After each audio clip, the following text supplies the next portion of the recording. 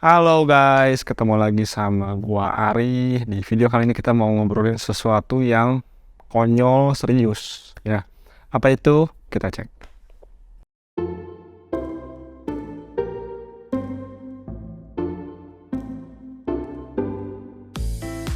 Oke, jadi gua mau cerita tentang sesuatu yang serius. Ini yang pernah gua alamin jadinya.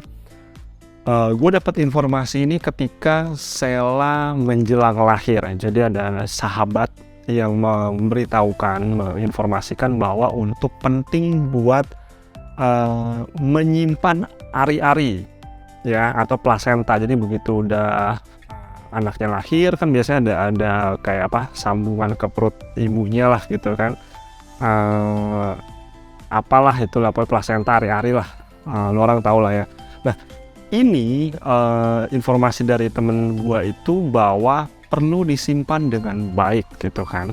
Nah, sehingga nanti bisa jadi solusi alternatif kalau ada kebutuhan kesehatan bagi anak di kemudian hari. Nah, pas menjelang kelahiran banyak drama, banyak ya panik lah, dan apalagi kejadian pas lagi lahirnya kan sesar tidak direncanakan, lebih cepat dari schedule. Otomatis gua tahu tapi gua tidak mempersiapkan segala sesuatunya dengan baik gitu loh, dan tidak menggali informasi lebih dalam terkait hal ini. Nah, jadi waktu itu gua lakukan adalah ketika lahir biasa ya sudah gitu kan.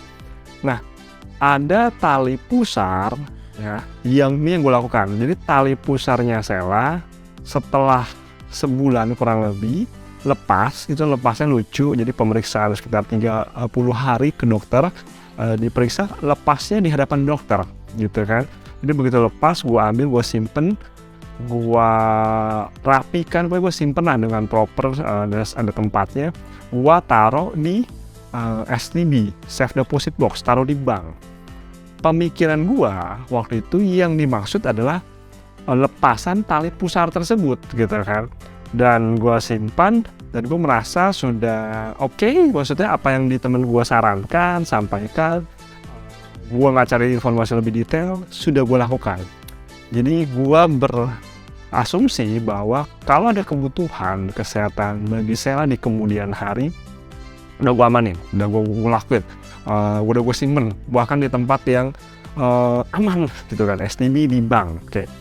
Nah, setelah kondisi mulai sekarang ini mulai tenang, mulai oke gitu kan, jadi sejak saya lahir sampai ini banyak kehidupan, perjalanan hidup yang naik turun gitu kan. Nah, belum tenang. Nah, belakangan ini mulai tenang, gue cari lagi informasi mengenai hal tersebut gitu kan. Gue cari informasi mengenai stem cell, mengenai ari-ari, penyimpanan plasenta dan sebagainya. Dan betapa kagetnya gue bahwa gue melakukan hal yang ternyata nggak salah, tapi nggak berguna tepatnya. Itu jadi hal yang konyol banget gitu. Gue pikir selama berapa tahun ini gue udah oke lakukan, tapi ternyata tidak.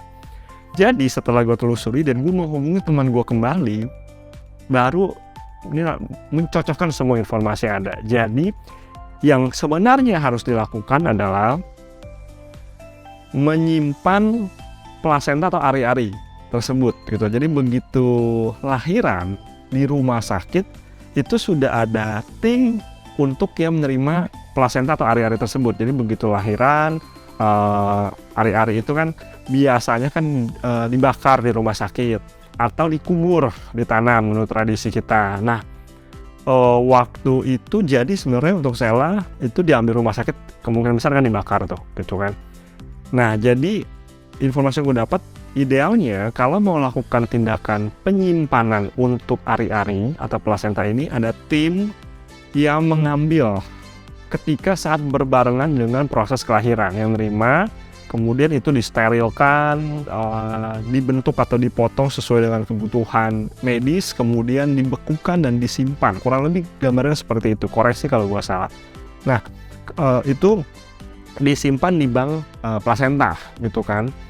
Nah, yang benar prosesnya seperti itu. Nah, yang gue lakukan totally salah karena gue salah memahami, salah mengerti, dan tidak mencari lebih detail di awal gitu kan. dan wah udah lewat, ya udah mau gimana gitu kan. Jadi udah lewat ya gimana, udah nggak berguna gitu kan. Nah yang gue mau sharingkan di sini adalah ari-ari atau plasenta ini ternyata memiliki nilai investasi medis di kemudian hari yang cukup besar, cukup tinggi, khususnya untuk si anaknya gitu.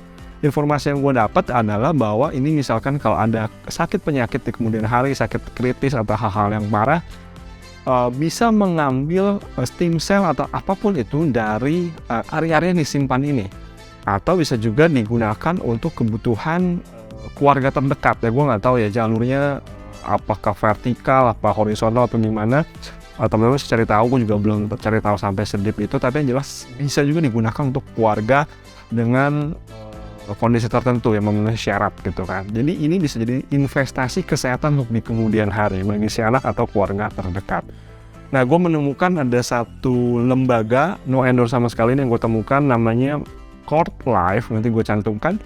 Ini adalah bank plasenta, atau teman-teman bisa nyimpan hari-hari dari anak yang sudah lahir, disimpan di situ. Nah, untuk digunakan di kemudian hari gitu. Fungsi stem cell yang ada dalam kandungan plasenta, teman-teman bisa cari, ini ternyata banyak manfaatnya, termasuk dalam hal kecantikan juga.